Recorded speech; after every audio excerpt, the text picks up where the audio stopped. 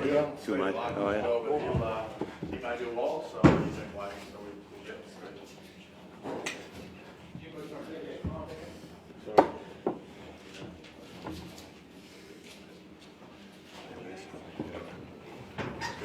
Let's just move across, mate. Just a second. Yeah.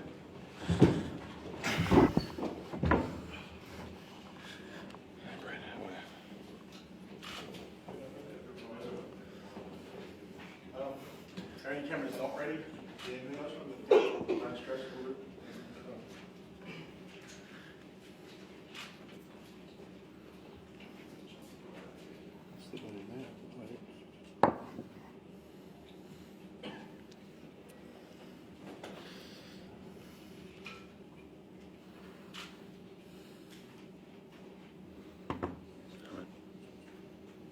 Okay, seems like we're almost there. We'll wait for your cue, Fox. Good? Alright, floor's yours. Yeah, Stephen, how the boys train this morning?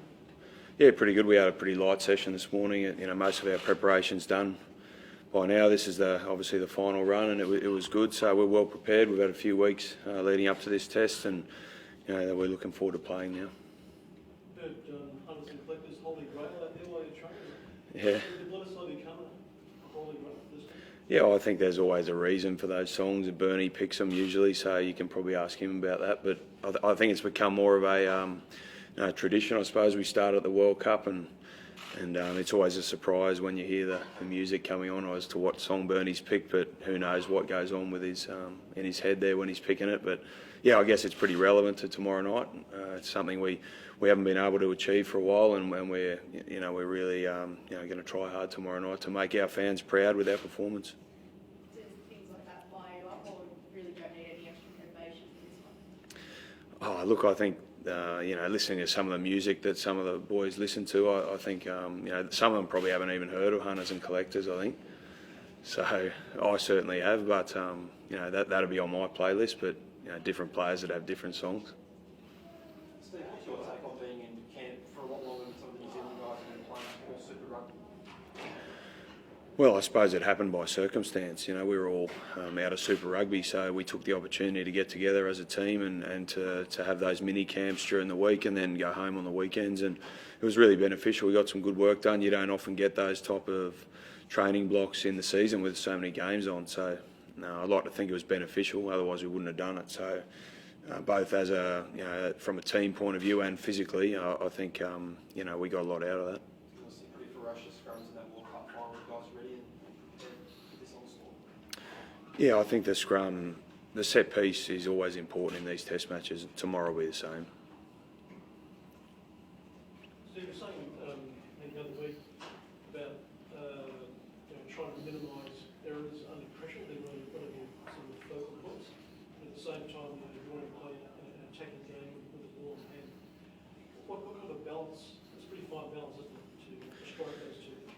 Yeah, it is, and I think it's a case of just not being afraid of making mistakes to start with, because that has the opposite effect. But going out there and playing your game and playing the game that we want to play under pressure, and the more you can train that, the better you'll go under those circumstances. So we've tried to create that environment at training over the last 3 weeks, and so that when we encounter that pressure in a game, then guys are prepared for it. So, like you say, it is a fine line.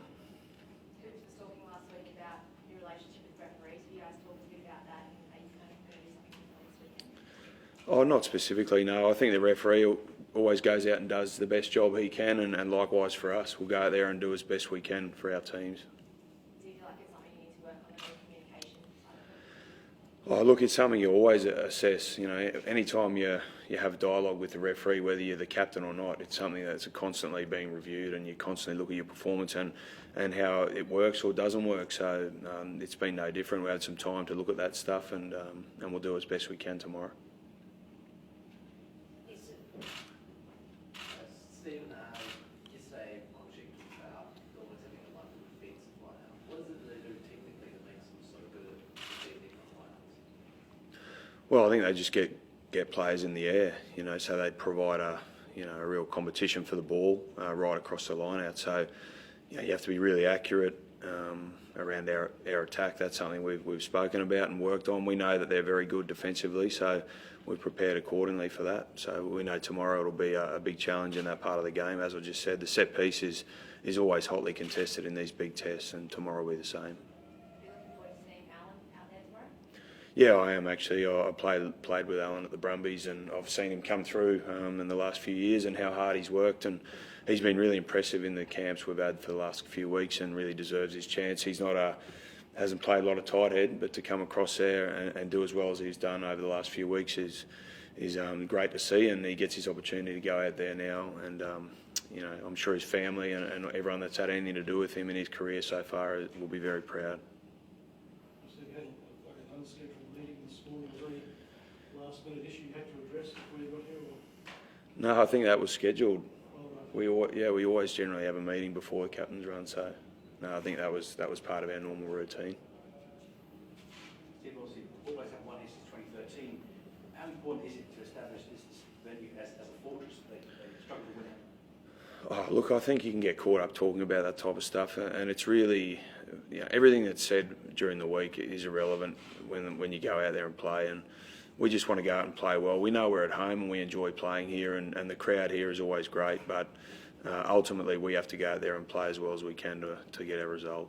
So that stuff is sort of here nor there, I suppose.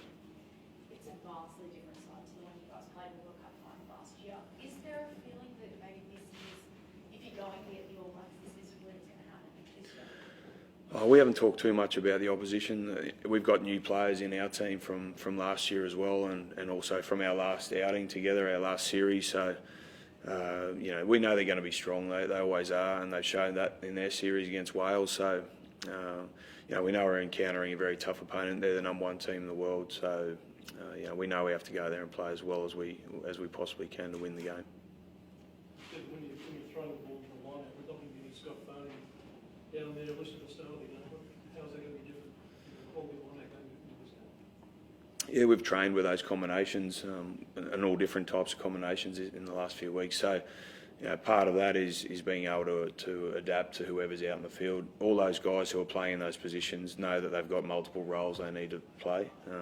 Fards, Benny McCallum, Dean Mumm, they fall into that category. So, as a thrower, you need to know all those possible scenarios for when the game happens. We'll take one more, and then we'll just have a quick break. French. All right, thanks very much. Cheers, thank you.